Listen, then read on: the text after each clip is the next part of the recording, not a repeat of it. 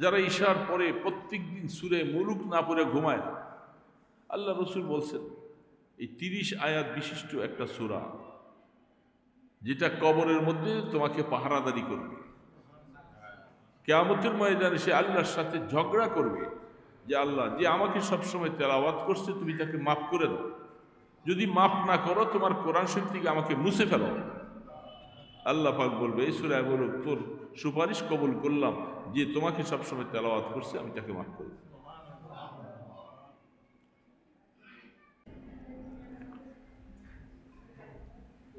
আদম আলা নবীন আলাইহিস সালাতু ওয়াস সালাম থেকে যত মানুষ কিয়ামত পর্যন্ত আসবেন, সকলে আদম আলাইহিস সালামের সন্তান।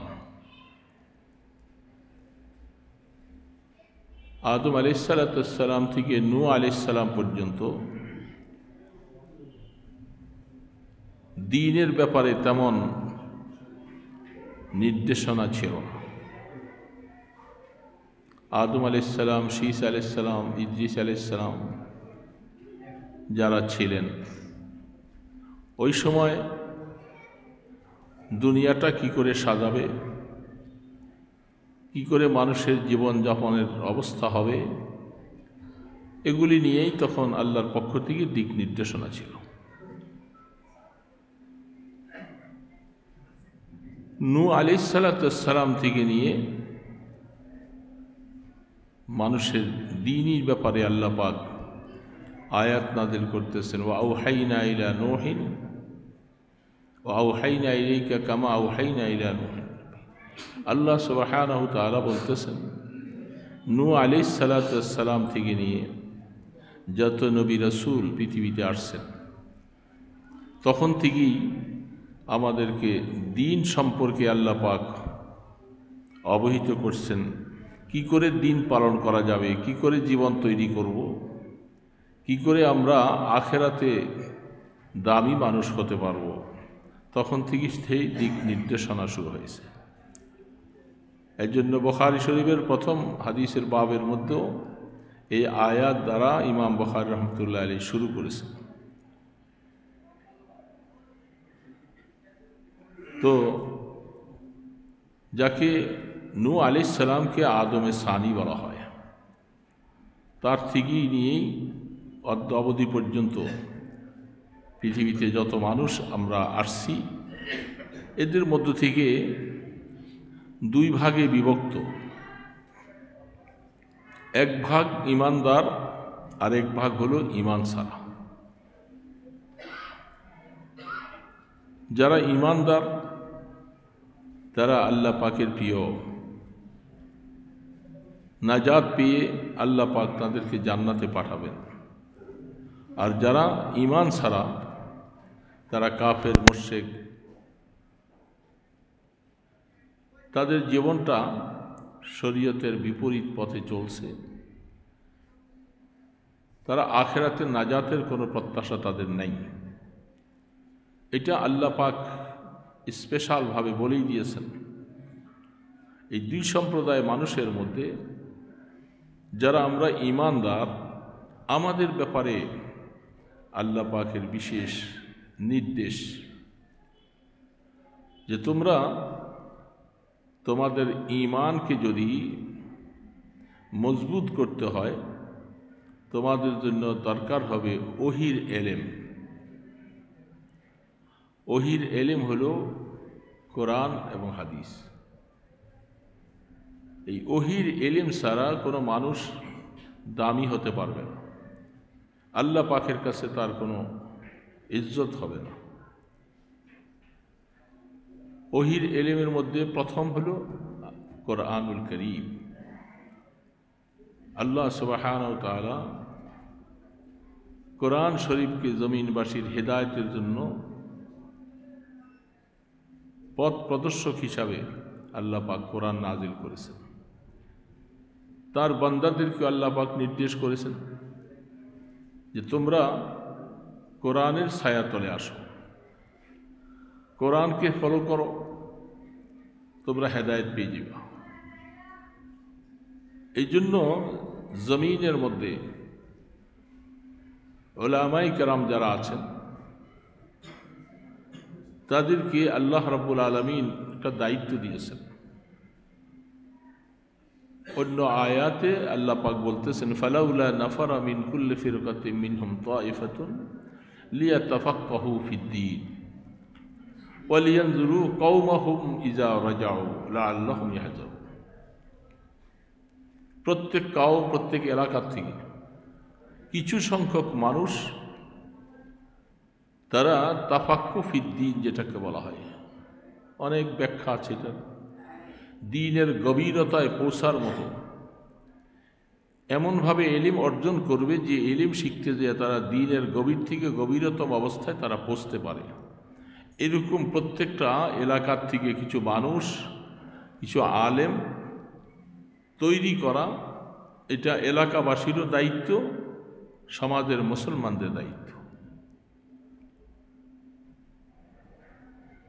তারা এই দিন শিখে, দিন গ্রহণ করে, দিন অর্জন করে কি কাজ করবেন? তারা শুধু নিজেরা জান্নাতে যাবে এই জন্যই তারা দিন শিখবেন? আয়াত এটা বলেন নাই। শুধু আমি বেহেশতে যাব, আমি জান্নাতে যাব, আর আমার ভাই বন্ধু, আমার প্রতিবেশী, আমার বন্ধুবান্ধব, আমার আত্মীয় স্বজন তারা জান্নাতের কাজ করে জান্নাতি হতে পারবে না, এটা বিশাল বড় কঠিন কথা। হাদিস শরীফের মধ্যে আসছেন এক জায়গায় আল্লাহ সুবহানাহু ওয়া তাআলা জিবরিল আলাইহিস সালামকে বলছেন, জিবরিল তুমি ওই শহরটাকে ধ্বংস করে দাও, যারা আছে সবাইকে নিয়ে ধ্বংস করে দাও। জিবরিল আলাইহিস সালাম বলছিলেন, আল্লাহ ওই শহরের মধ্যে আপনার এমন একজন বান্দা আছে, সে সব সময় আপনার ইবাদতে মশগুল, আপনাকে কখনো ভুলেন নাই, তাকে সহ আল্লাহ পাক বলেন যে তাকে সহ সবাইকে হালাক করে দাও। হাদিসের সামনে অক্ষর আছে, আল্লাহ পাক বলতেছেন তাকে সহ কেন? সে নিজেই শুধু জান্নাতে যাওয়ার জন্য ব্যস্ত ছিল। আমার বান্দা বান্দীদেরকে জাহান্নামের পথ থেকে ফিরাইয়া তাদেরকে জান্নাতের পথ দেখার ব্যাপারে তার কোনো পেরেশানি ছিল না।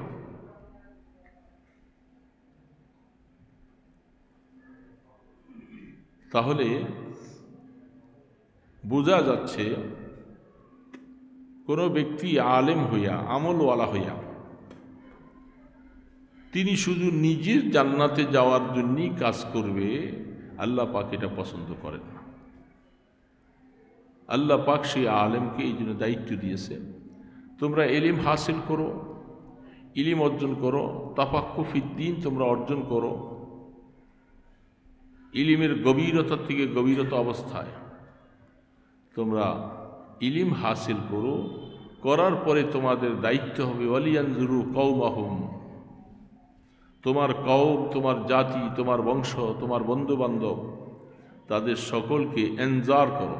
এনজার মানে আখেরাতের ভয় ভীতি দেখাও মায়ার সাথে। এনজার মনে হয় ভয় দেখানো। আল্লাহ পাক আমাদের নবীজির শানে বলতেছেন নজির ও বাশির, তার লকব টাইটেল দিয়েছেন, তাকে নজির বলা হয়। তিনিও তার উম্মতকে ভয় দেখাবেন। কিসের ভয় দেখাবেন?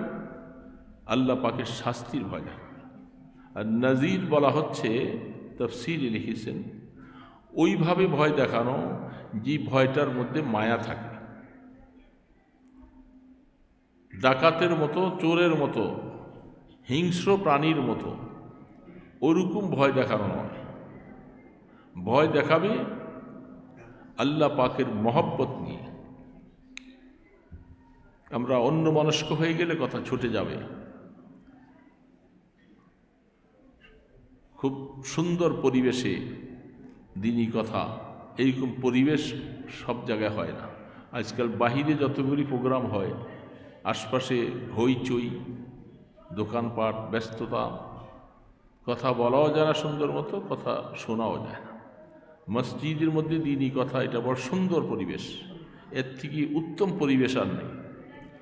তো এর মধ্যে আমরা বসে অন্য মনস্ক হয়ে গেলে ভালো পরিবেশে বৈশাও আমরা কথা নিতে পারবো না। আপনারা যে সময়টা ব্যয় করছেন, সময়টার অনেক দাম। আমরা আসছি, আমাদের সময়ের হায়াতের দাম। এই সময়টা অযথা যাবে না। আমি কিছু কথা বলতেছি কোরআন হাদিস থেকে, এটা আল্লাহ পাকের নির্দেশ। আর আপনাদেরকে বলা হচ্ছে যে তোমরাও ওলামায়ে কেরামদের কথা শোনো। আলাইকুম বিমাজালিসাতিল উলামা, ওলামায়ে কেরামদের মজলিসে বসতে আপনাদেরকেও বলছেন। সেই হিসাবে আমরা বসছি।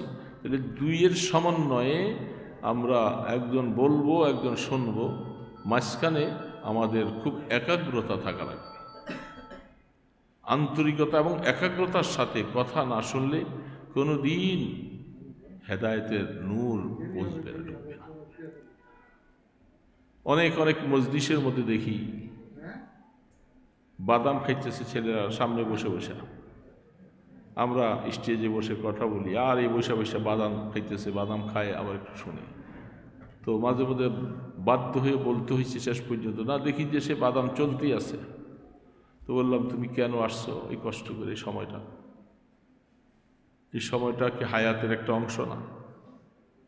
তুমি এখানে বসে বসে বাদাম কি খাওয়া যাবে না? আর বহু মানুষ এরকম দেখবেন, অনেক সময় ওই প্যান্ডেলে বসে আছে, ইয়ং ছেলে, যুবক ছেলেরা বসে বসে বাদাম খায় আর গল্প করে।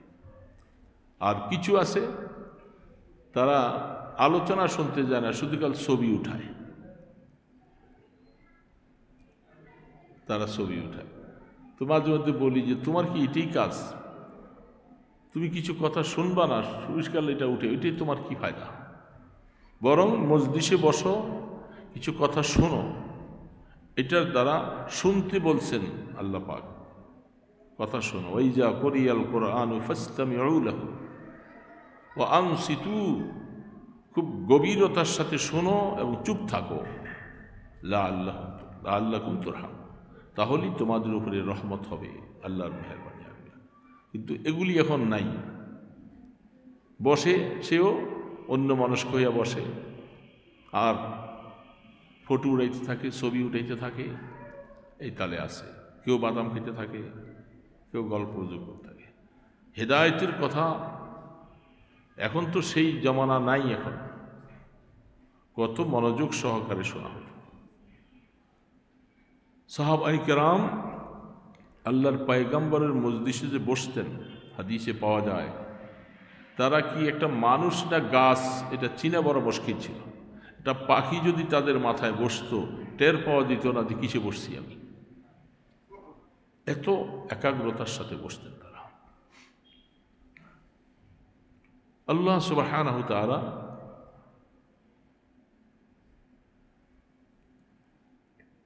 এই একাগ্রতাটা আল্লাহ পাক মেহেরবানি করে এটা মানুষের মধ্যে রাখছেন।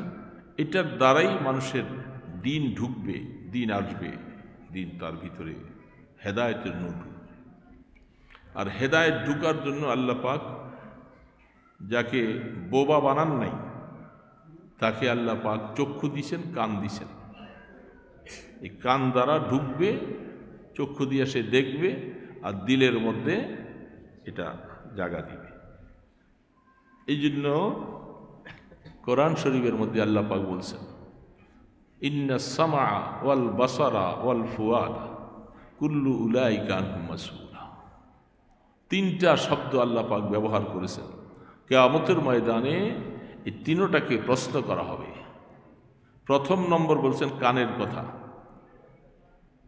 দ্বিতীয় নম্বরে বলছেন চোখের কথা, ইন্নাস সামআ ওয়াল বাসার ওয়াল ফুয়াদা। তিন নম্বরে বলছেন দিলের কথা, মানে দিলের মধ্যে কোনো একটা জিনিস পৌঁছতে হলে এই দুইটা সহযোগী লাগবে। কানে শুনবে, চোখে দেখবে, তারপরে দিলে ঢুকবে। আমি ঠিক হেদায়েতের কথা কানে শুনলাম কিনা, চোখ দিয়ে আমি হেদায়েতের দিকে রাস্তা দেখলাম কিনা, তারপরে আমি এগুলা কিনি আমার দিলের মধ্যে আমি জায়গা দিলাম কিনা। আল্লাহ পাক প্রশ্ন করবে, চোখ কোথায় ব্যবহার করেছ, কানকে কোথায় ব্যবহার করেছিল? এই জন্য আল্লাহ পাক বলতেছিলেন, আলাম নাজআল লাকুম আইনাইন, আমি তোমাকে দুইটা চক্ষু দেই নাই? তুমি চোখ কোথায় ব্যবহার করেছ, কোন কাজে ব্যবহার করেছ? চোখ দিয়া যা দেখার জন্য আল্লাহ পাক নির্দেশ করছে, চোখকে সেখানে ব্যবহার করো। তা না করে আল্লাহু আকবার, আমার দুনিয়াবি কাজ কারবার, এগুলি আমি ব্যবসা বাণিজ্য চোখ দিয়া করব, আমার ছেলে মেয়েদেরকে দেখব, স্ত্রী পুত্রদেরকে দেখব, মা বাবার চেহারার দিকে মায়ার নজরে তাকাবো। বহু মানুষ আছে সুযোগ পাইলেই ঘুরে ঘুরে আইসা মা বাবার চেহারার দিকে একটু মাজায় না, এবং ব্যস্ত থাকে, তারা আসে না, থাকে আরেক জায়গায়। আইসা জিজ্ঞাসা করে, মা আপনি কোথায়? মা হয়তো পাকঘরে আছে অথবা গোসলখানায় আছে। বাবা দাঁড়াও, মা আসছি যে আপনাকে একটা নজর দেখবো, হজের সব কামাই করবো, ওই দিন আসছি। সন্দেহ আছে নাকি? মা বাবার চেহারার দিকে মায়ার নজরে তাকাইলে আল্লাহ রসুল বলছেন কবুল হজের সওয়াব। কোরআন শরীফ দেখব, মসজিদের দিকে দেখে দেখে রাস্তার দিকে যাব, নেককার আল্লাহওয়ালাদের চেহারার দিকে তাকাবো, এটা চোখের কাজ। কান দিয়ে আমি শুনব কোরআনের কথা, হিদায়াতের কথা, আজানের কথা, এগুলি শুনব। যদি এই তিনটাকে যদি কাজে লাগানো যায়, তাহলে ইনশাআল্লাহ সেই দিলের মধ্যে আল্লাহ হেদায়েতের নূর চমকাইয়ে দিবে। হেদায়েত এমনি আসে না। যতই যুবক ছেলে মেয়ে বিভিন্ন জায়গায় দেখেন, যারা নিরিবিলি বসে বসে হেদায়েতের কথা শুনতে চায়, আস্তে আস্তে করে তার জীবন পরিবর্তন হতে থাকে। সে বেনামাজি ছিল, এখন নামাজি হয়ে গেছে।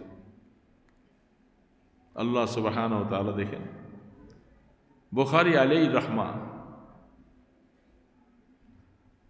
তিনি বাপ হারিয়ে ফেলছেন একেবারে ছোট বয়সে। কথা প্রসঙ্গে আসছে, দুই ভাই তারা। তো তিনি অল্প বয়সেই একেবারে ছোট থাকতে হঠাৎ করে অন্ধ হয়ে গেছে, চক্ষু নাই। মা কি পেরেশান আর কি দোয়া করতেছে না, চোখের পানি ছেড়ে কাঁদতেছে, আল্লাহ ছেলেটার বাবা নিয়ে গেছে অল্প বয়সী, ছেলেটা মাত্র ছোট, চোখগুলি অন্ধ হয়ে গেছে, চোখ অন্ধ হয়ে গেছে। কত দোয়া যে মা করতেছেন, এটা মা ছাড়া আর কেউ বুঝবে না। দোয়া করতে করতে করতে করতে এখন বুখারী আলাইহির রাহমা, ছোট মানুষ, বাচ্চা মানুষ, চোখে দেখে না, অথচ চক্ষু নিয়েই দুনিয়াতে আসছিলেন। এভাবে রেখে মা অনেক দিন দোয়া করতে করতে হঠাৎ করে স্বপ্নে ইব্রাহিম আলাইহিস সালামকে দেখেছেন।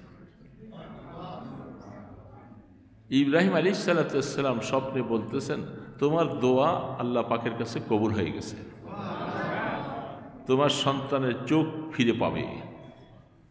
রাত্রি স্বপ্নে দেখছেন, সকালে ঘুম থেকে উঠে ইমাম বুখারী রাহমাতুল্লাহি আলাইহি চোখ সুস্থ হয়ে গেছে, ভালো হয়েছে। এমনকি এমন ভালো হয়েছে, তিনি সামান্য চাঁদের আলো দিয়া তিনি কিতাব লেখেন। এত রুশনি, এত জ্যোতি। আর সেই চক্ষুকে কি কাজে লাগাইছিলেন, কেমনভাবে কাজে লাগাইছিলেন? আল্লাহু আকবার। 5 বছর বয়সে মাত্র কোরআন শরীফ পড়তে দিয়েছেন মা, আর 5 বছর বয়সে কোরআন শরীফ পড়তে পড়তে বয়স যখন 10 বছর, ওনার মক্তবের পড়াটরা সব শেষ। এখন ওনার কেবল হাদিস মুখস্থ করতে মনে চায়, হাদিস মুখস্থ করতে মনে চায়। ছোট মানুষ, যা শুনে তাই কিতাবে লিখতেছেন, উনি 10 বছর বয়স যখন, তখন তার কাছে 70,000 হাদিস মুখস্থ আছে। 70,000। কিভাবে লাগাইছেন? চক্ষুকে কি কাজে লাগাইছেন? যেমনটা আল্লাহ একটু নিয়েছিলেন, আবার আল্লাহ দিয়েছেন যে এমন দওয়াই দিয়েছিলেন, চক্ষুকে এমনভাবে কাজে লাগাইছেন। আল্লাহ। তো বলতেছিলাম সেটা আরেক দিকে অন্য কথা। এই চক্ষু এটা কাজে লাগাইতে হবে দোস্ত। চক্ষু তো আল্লাহ কিতাব পড়তে দিছে, কোরআন পড়তে দিছে, চোখে দেখে দেখে মসজিদের দিকে যাব, ওয়াজ নসিহতে আসছি, হেদায়েতের কথাগুলি শুনবো চোখে কানে। এই জন্য যেখানে যার দিলের মধ্যে খুব কথা শোনার প্রতি খুব আগ্রহ হবে, আল্লাহ পাক তার দিলের মধ্যে হেদায়েত চমকাই দিবে নিঃসন্দেহে। আর যদি এলোমেলো এলোমেলো থাকে হেদায়েত আসবে না। তো আল্লাহ সুবহানাহু ওয়া তাআলা বলতেছিলাম, তিনি আল্লাহু আকবার ইলমের গুরুত্ব দিয়েছেন। যারা এলিম শিখবেন, এলিম শিখতে বলছেন, তবে কার ভাগ্যে আসবে এলিম এটা ফয়সালা আসমানে হয়ে গেছে। আল্লাহ এলিম কাকে দিবেন এটা ফয়সালা হয়ে গেছে আগে। চেষ্টা আমরা করার পরে যখন দেখবো যার হয় না, বোঝা গেল যে এটা আমার তকদিরি মামলা। অনেক বাবা চেষ্টা করতে করতে দেখে ওস্তাদ চেষ্টা করতে করতে সর্বশেষ অবস্থায় আর হচ্ছে না। তবে লেগে থাকা যায়, শেষ অবস্থায় যে বুঝতে হবে যে আমার তকদির নেই। তো তাহলে বলতেছিলাম যে হেদায়েতের কথা কানে শুনবো, দিলে দেখবো, চোখে দেখবো আর দিলের মধ্যে নিয়ে বসাবো। তাহলেই তিনটা প্রশ্ন, তিন অবস্থায় যে প্রশ্ন করবেন আল্লাহ পাক, তিনটার জবাবটা সঠিক দেওয়া হবে। আর চক্ষু দিয়ে যদি আমি কেবল বেগানা দেখতে থাকি, বেপরদগি দেখতে থাকি, দোস্ত খেয়ানত হবে, চক্ষুটা খেয়ানত হবে। চক্ষু কি এই জন্য দিছিলেন আল্লাহ পাক? বেগানা নারী দেখে দেখে স্বাদ আর মজা চাকবে, চক্ষু আল্লাহ এই জন্য দেন নাই। এখন তো সমাজের মধ্যে এই চোখ দিয়ে সমস্ত গুণাগুলি দেখা হচ্ছে, রাস্তায় ঘাটে চলা বড় কঠিন। কোথায় যাব আমরা? শহরের মধ্যে, গ্রামগঞ্জে আপনি সম্ভবত 2-4-5টা মিনিটও চক্ষুটাকে গুণার থেকে বাঁচাইতে পারতেছেন না। যেদিক তাকাবেন সেদিকে ব্যাপারটা, সেদিকে ব্যাপারটা সাইলাম। বাজারে যাবেন, রাস্তায় যাবেন, যে কোনো জায়গায় যাবেন, কঠিনতম একটা জমানায় আমরা আসছি। আর এদিক থেকে আল্লাহ পাকের ওয়াইদ, আল্লাহ পাকের ধমকও অনেক শক্ত। আল আইনাইন জিনাহুমান নজর, যেখানে আল্লাহ রসুল বলছেন এই দুইটা চক্ষু, এটার জেনা কি? অপাত্রে নজর করা, অপাত্রে বারবার নজর করা আর দেখতে থাকা, চাইতে থাকা, এটা হলো চোখের জেনা। এখন বলেন আমরা এই সমাজে কেমনে চলব? কেমনে চলব? মহিলা বিক্রেতা, আমরা খরিদ্দার পুরুষ অনেক আছে, তার সামনে যে কাস্টমার সাইজা খরিদ করতেছি, সে বিক্রি করতেছে, তার শরীরে কাপড় নাই, চোপড় নাই, কিছু নাই। তা আমি বিক্রেতা আর মহিলা খরিদ্দার সব আমার সামনে এসে নিতেছে। কয়জন পর্দা রক্ষা করে বাজার করে? মহিলারা কয়জন? ব্যাপার তো কি চলতেছে না? এখন আমি কি করে বাঁচব? আমি তো এই আগুন নিয়ে খেলার অবস্থা। বুঝলাম আমি ব্যবসাও করলাম না, আমি খরিদ্দারও হইলাম না, কিন্তু আমাকে তো সংসার চালাবার জন্য কিছু ব্যবসা বাণিজ্য করা লাগবে, আমাকে ঘর থেকে বের হইতে হবে। এখন এই মুহূর্তে যদি আমার পুরাপুরি মুজাহাদা যদি না হয়, গুনার থেকে বাঁচা যাবে না দোস্ত। আর এটা একটা সাধারণ গুনাহ না, অনেক বড় গুনাহ, কঠিন গুনাহ। সকালবেলা বাইর হইছি, এশরাক করলাম, তাহাজ্জুদ করলাম, তেলাওয়াত করলাম, সব কিছুই করলাম, কিন্তু সন্ধ্যার সময় বাসায় যখন ফিরলাম, বেগানার নজর করে করে যে আমি কতগুলি গুনাহ নিয়ে আসছি বাড়িতে, কতগুলি গুনাহ নিয়ে আসছি। ঠিক আদাংশ একটু দাও, ঘুম যাওয়ার সময় হয় না তো, এই জন্য গলা শুকিয়ে যায়।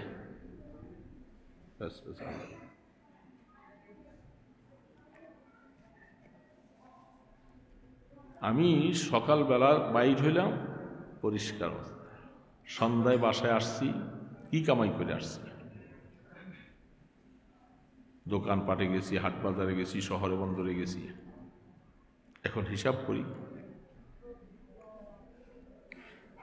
আমি এই আমাদের 31 নাইট যেদিন গেল তারপরে জুমায় বলছিলাম 1 বৎসর পূর্তি হয়েছে, সবাই কত আনন্দ কত কিছু করলো না, বরং আকলমান যারা তাদের বোঝা দরকার ছিল আমার হায়াতের 1টা বৎসর অতিবাহিত হয়ে গেছে, আমি এই 1 বৎসরে সওয়াব করছি কতটুকু, গুনাহ করছি কতটুকু, এটা দরকার ছিল কাউন্ট করা, হিসাব করা, যে আমার হায়াতের 1 বৎসর শেষ, নতুন বৎসর শুরু হয়েছে, হায়াতের যা লিমিটেশন ছিল, লিমিটেড ছিল, তার থেকে 1 বৎসর হায়াত শেষ হয়ে গেল। এখন আমি গুনার থেকে, এই চোখের গুনার থেকে কেমনে পাব? বুঝলাম, নামাজও পড়লাম, তেলাওয়াতও করলাম, জাকাত দিলাম, রোজা রাখলাম, সব কিছুই করলাম, এই গুনাহটা তো মারাত্মক গুনাহ, আর এটা এমন সায়লাভ, এটার থেকে বাঁচা কেমনে বাঁচব?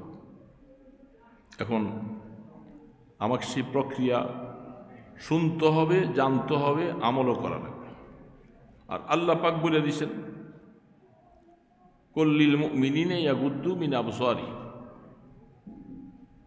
এই আয়াত তো মুছে দেওয়া যাবে না, আয়াত তো কোরআন থেকে উঠিয়ে দেওয়া যাবে না, যে আল্লাহ 1450 বৎসর আগে বলছেন, এ মুমিনদেরকে, হে আমার চক্ষুকে বেগানার থেকে বাঁচিয়ে রাখে। এখন আমি কেমনে বাঁচাবো? যেই জামানায় কোরআন নাজিল হয়েছিল সেই জামানায় এত ব্যাপারদগির সাইলাভ ছিল না। কি বল ছিল? সেই জামানা তো বহুত পরের কথা। আমরা আমাদের হায়াতের প্রথম অবস্থায় তো এত ব্যাপারটা ছিল না।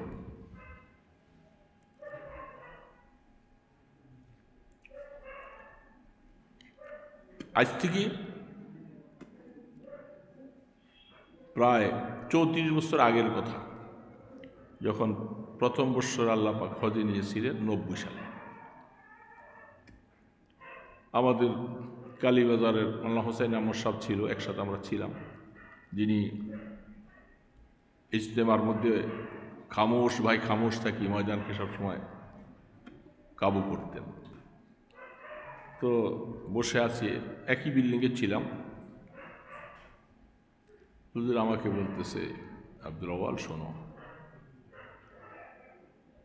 তিনি বলতেছেন যে আমি তার অনেক আগের থেকে হজ করতেছি, সারা হেরেমের মধ্যে টোটালি মিলেয়া আমার মনে হয় 2-4 হাজার মহিলা পাওয়া গেছে, একবারে সারা হেরেমে হজের বছর।